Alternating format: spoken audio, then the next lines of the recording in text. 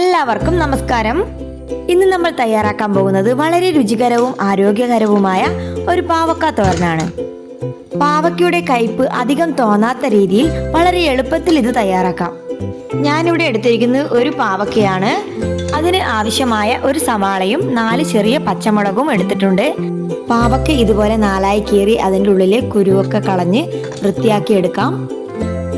ഇവിടെ എല്ലാവർക്കും പാവക്കത്തോരൻ ഇഷ്ടമാണ്.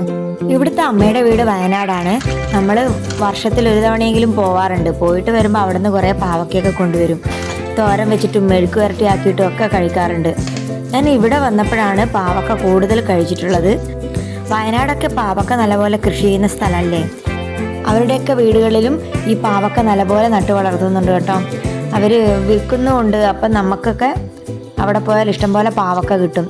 നല്ല ഫ്രഷ് സാധനമായിരിക്കും, മരുന്നൊന്നും അടിക്കാത്ത. പാവക്ക കഴിക്കുന്നത് ശരീരത്തിന് നല്ലതാണ്. അതുകൊണ്ട് ഈ കയ്പ് കാരണം ആരും കഴിക്കാതിരിക്കണ്ട. ഇതുപോലെ തയ്യാറാക്കി നോക്കിയാൽ നിങ്ങൾക്ക് എല്ലാവർക്കും തീർച്ചയായും ഇഷ്ടപ്പെടും. വീഡിയോ സ്കിപ്പ് ചെയ്യാതെ മുഴുവനായി കണ്ടു നോക്കൂ. പാവക്ക കൊണ്ട് നമുക്ക് പിന്നെ കൊണ്ടാട്ടവും ഉണ്ടാക്കാം. അതും എല്ലാവർക്കും അറിയാവുന്ന കാര്യമായിരിക്കുമല്ലോ. വയനാട്ടിൽ നിന്ന് പാവക്ക കൊണ്ടുവന്നാൽ ഞങ്ങളും അങ്ങനെ ഒരുപാട് കൊണ്ടാട്ടമാക്കിയിട്ട് സൂക്ഷിച്ചു വെക്കും. വെയിലത്ത് വെച്ച് ഉണക്കിയാൽ ഒരുപാട് കാലം നമുക്ക് കിട്ടുമല്ലോ. അപ്പം നമ്മൾ ഇവിടെ തയ്യാറാക്കുന്നത് തോരനാണ്. തോരൻ്റെയൊക്കെ കഷ്ണം ഞാൻ വലിയ കഷ്ണങ്ങളാക്കി കട്ട് ചെയ്ത് വെച്ചിട്ടുണ്ട്. ഇത് ഞാൻ ഇനി അരിയാൻ പോകുന്നത് ചോപ്പറിലിട്ടിട്ടാണ്. അതുകൊണ്ടാണ് ഞാൻ ഈ വലിയ പീസാക്കി അരിഞ്ഞു വെച്ചിട്ടുള്ളത്. ഇവിടുത്തെ അമ്മ പാവക്ക തോരൻ വെക്കുമ്പോൾ നല്ല ചെറുങ്ങനെ കുനുകുനായിട്ട് അരിയുക. അതുപോലെ ഞാനും അരിയലുണ്ട്. പക്ഷെ അതിന് കുറേ ടൈം എടുക്കും. ഈ ചോപ്പർ വാങ്ങിയതോടെ ആ ഒരു പ്രശ്നത്തിന് പരിഹാരമായി. പെട്ടെന്ന് അതിലിട്ട് വലിച്ചെടുത്താൽ നമുക്ക് പെട്ടെന്ന് തന്നെ ആക്കാലോ. പാവക്ക നമ്മൾ തോരൻ വെക്കുമ്പോൾ ചെറുതായിട്ട് അരിയണം. നന്നേ ചെറുതായിട്ട് കൊത്തി അരിയില്ലേ നമ്മൾ, അതുപോലെ അരിയേണ്ടത്. അതിന് പകരമായിട്ടാണ് ഞാൻ ഈ ചോപ്പർ ഉപയോഗിക്കുന്നത്. കൈ കൊണ്ട് നമ്മൾ ഈ കൊത്തി അരിയുമ്പോൾ നമ്മളെ കൈ വൃത്തികേടാവും, കൈ ചിലപ്പോൾ മുറിയും. ഈ ചോപ്പർ ഉള്ളത് കൊണ്ട് നമുക്ക് അങ്ങനത്തെ ഒരു പ്രശ്നമേ ഇല്ല. അതിലിട്ട് പെട്ടെന്ന് വലിക്കാം. ഞാൻ സവാളയും പച്ചമുളകും എല്ലാം അതിലിട്ടിട്ട് വലിച്ചെടുക്കുകയാണ് ചെയ്യുന്നത്. ഇപ്പോൾ എല്ലാവരും എളുപ്പ പണിയല്ലേ നോക്കാറുള്ളത്. ഇപ്പോഴത്തെ പെൺകുട്ടികൾക്കാണെങ്കിലും ഇതാണ് ഏറ്റവും എളുപ്പമായൊരു ചോയ്സ്. ഞാൻ ഈ ചോപ്പർ ഫ്ലിപ്കാർട്ടിൽ നിന്നാണ് വാങ്ങിച്ചത്. ചെറിയ വിലയേ ഉള്ളൂ. ഓഫറിലൊക്കെ നമുക്ക് ചെറിയ 100 രൂപക്കൊക്കെ നമുക്ക് ഈ ചോപ്പർ വാങ്ങിക്കാൻ കിട്ടും. ഇലത്തോരൻ വെക്കുമ്പോൾ മാത്രം നമുക്ക് ചോപ്പർ ഉപയോഗിക്കാൻ പറ്റില്ല. ബാക്കി എന്ത് തോരൻ വെക്കുവാണെങ്കിലും നമുക്ക് ഏത് കഷ്ണമാണെങ്കിലും ചെറിയ രീതിയിൽ കട്ട് ചെയ്തിട്ട് ഇതിലേക്ക് ഇതുപോലെ ഇട്ട് കൊടുത്തിട്ട് വലിച്ചാൽ പൊടി പൊടിയായിട്ട് കട്ട് ചെയ്ത് കിട്ടും. ചെറുതായതുകൊണ്ടാണ് നമുക്ക് 2 തവണയൊക്കെ ഇട്ടിട്ട് വലിക്കേണ്ടി വരുന്നത്. ഇതിൻ്റെ വലുത് നമുക്ക് കിട്ടും. ആ വലുതിലായിട്ടതെങ്കിൽ ഒരു തവണ നമുക്കിട്ട് കറക്കി വലിച്ചാൽ മതി. എൻ്റെ അടുത്തുണ്ട് ഇതിൻ്റെ വലുത്. അതിൽ ഞാൻ കായ് തോരൻ വെക്കുമ്പം അരിയാനാണ് അത് ഉപയോഗിക്കുന്നത്. അതുകൊണ്ട് കറയുള്ള സാധനങ്ങളൊക്കെ അതിൽ വെച്ച് വലിക്കുന്നത് കൊണ്ട് അത് മൊത്തം കറ പിടിച്ചിരിക്കുവാണ്. കറയില്ലാത്ത സാധനങ്ങൾക്ക് ഞാൻ ഈ ചെറുതാണ് ഉപയോഗിക്കുന്നത്. 1-2 തവണ വലിക്കുമ്പം കുറച്ച് വലിയ പീസാവും അയ്യ. ഒരു 5-6 തവണ വലിക്കുവാണെങ്കിൽ മാത്രമേ ചെറിയ രീതിയിൽ നമുക്ക് കട്ട് ചെയ്തെടുക്കാൻ പറ്റൂ. 2-3 തവണ നമ്മൾ വലിച്ചു നോക്കിയതിന് ശേഷം തുറന്നു നോക്കാം. അത് വലിയ രീതിയിൽ തന്നെയാണെങ്കിൽ നമുക്ക് പിന്നെയും അടച്ചു വെച്ചിട്ട് ഒരു 3 തവണ കൂടെ വലിച്ചു വിട്ടാൽ മതി. ഞാൻ കുറേ നേരം ഇട്ട് വലിച്ചത് കൊണ്ട് തന്നെ എൻ്റെ നല്ലപോലെ ചെറുതായിട്ട് തന്നെ അരിഞ്ഞ് കിട്ടിയിട്ടുണ്ട്. ഇനി നമുക്ക് തോരൻ തയ്യാറാക്കാം. ചൂടായ പാനിലേക്ക് കുറച്ച് വെളിച്ചെണ്ണ ഒഴിച്ചു കൊടുത്തിട്ടുണ്ട്. അതിലേക്ക് കുറച്ച് കടുക് ഇട്ട് കൊടുത്തു. കടുക് പൊട്ടി മുഖത്തേക്ക് തെറിക്കാതിരിക്കാൻ വേണ്ടിയിട്ടാണ് ഒരു പാത്രം വെച്ച് അടച്ചു കൊടുത്തത്. അപ്പോഴത്തേക്കും അതിൻ്റെ വെള്ളം വേണ്ടിയിട്ട് നല്ലപോലെ പൊട്ടിത്തെറിക്കുകയുണ്ടായത്.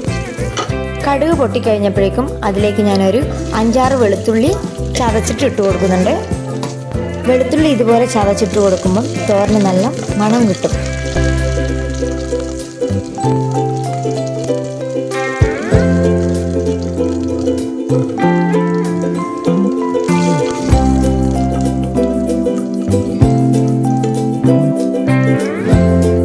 വെളുത്തുള്ളി ഒന്ന് മൂത്ത് വന്നു കഴിഞ്ഞാൽ നമുക്ക് അരിഞ്ഞു വെച്ച പാവക്കയും ഉള്ളിയും ഒക്കെ അതിലേക്ക് ചേർത്ത് കൊടുക്കാം.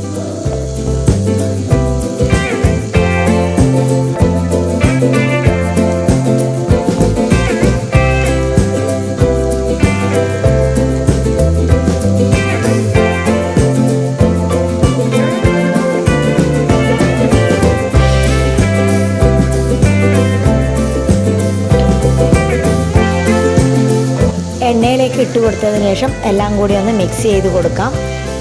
അതിനുശേഷം അതിലേക്ക് നമുക്ക് മഞ്ഞൾപ്പൊടിയും കുറച്ച് ഉപ്പും ചേർത്ത് കൊടുക്കാം. പാവയ്ക്കയിൽ എത്ര ഉപ്പിട്ടാലും നമുക്ക് ഇല്ലാത്തതുപോലെ തോന്നാം.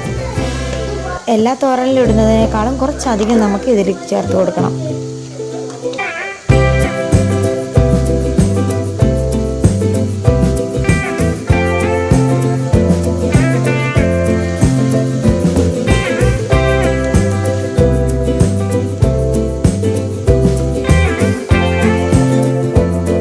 എല്ലാം ചേർത്ത് നല്ലതുപോലെ മിക്സ് ചെയ്തതിന് ശേഷം അടച്ചു വെച്ച് വേവിച്ചെടുക്കാം.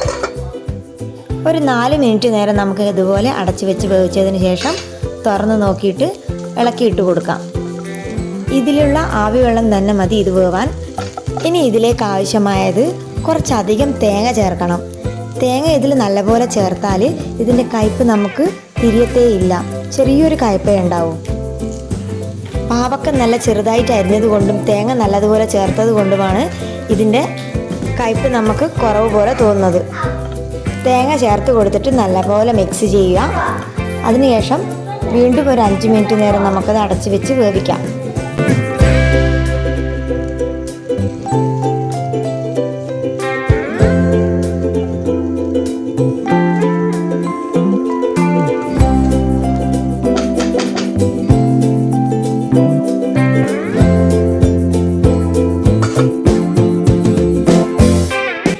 എൻ്റെ പാവക്ക തോരൻ ഇവിടെ റെഡി ആയിട്ടുണ്ട്. ഇനി ചൂട് ചോറിനൊപ്പം ഈ പാവക്ക തോരൻ കഴിച്ചാൽ അതിൻ്റെ രുചി വേറെ ലെവലാണ്. ഈ വീഡിയോ നിങ്ങൾക്ക് ഇഷ്ടമായെങ്കിൽ ഒരു ലൈക്ക് ചെയ്യാനും നിങ്ങളുടെ അഭിപ്രായം കമൻ്റായി അറിയിക്കാനും മറക്കരുതേ. ഇതുപോലുള്ള രുചികരമായ പാചക വീഡിയോകളും വീട്ടുവിശേഷങ്ങളും കാണാൻ എൻ്റെ ചാനൽ സബ്സ്ക്രൈബ് ചെയ്ത് ബെൽ ഐക്കൺ അമർത്തിയാൽ മതി. കണ്ടതിന് ഒരുപാട് നന്ദി. അടുത്ത വീഡിയോയിൽ വീണ്ടും കാണാം.